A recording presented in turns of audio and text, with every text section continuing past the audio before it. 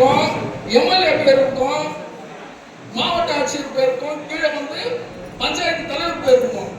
ஆனா அந்த திட்டம் யாருடையது?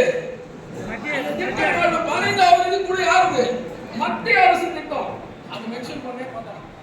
அதுதான், அதாவது நம்முடைய மத்திய அரசு திட்டங்கள் எதெல்லாம் இருக்கோ அதெல்லாம் வந்து மூடி மறைச்சிட்டு அவங்க என்ன செய்யறாங்கன்னா அவங்க பண்ற மாதிரி. ரேஷன் கார்டுல கூட போனீங்கன்னா பாப்ப மக்களுக்கு தெரியாது.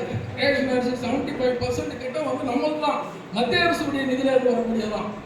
அதெல்லாம் எடுத்து சொல்லணும். இது ஒரு பக்கம். ரெண்டாவது வந்து டீ கடையில மட்டும் நம்ம பேசினா போதாது. நம்முடைய மோடிஜியுடைய திட்டங்களை டீ கடையில மட்டும் பேசினா போதாது. கிராம சபை கூட்டம் இருக்கிற வருஷத்துக்கு 4 முறை நடக்கும். அந்த கிராம சபை கூட்டத்துல ஒரு பிஜேபி பண்ணா போய் உட்காரணும். அது உட்கார்றாங்களா? அந்த கிளை தலைவர் உட்காரணும். சம்பந்தப்பட்ட கிளை தலைவர் அந்த கிராம சபை கூட்டத்தில் உட்கார்ந்துட்டு என்னென்ன பிரச்சனை இருக்கு, எந்தெந்த வார்டுல என்னென்ன பிரச்சனை இருக்கு அதெல்லாம் எடுத்து வைக்கணும்.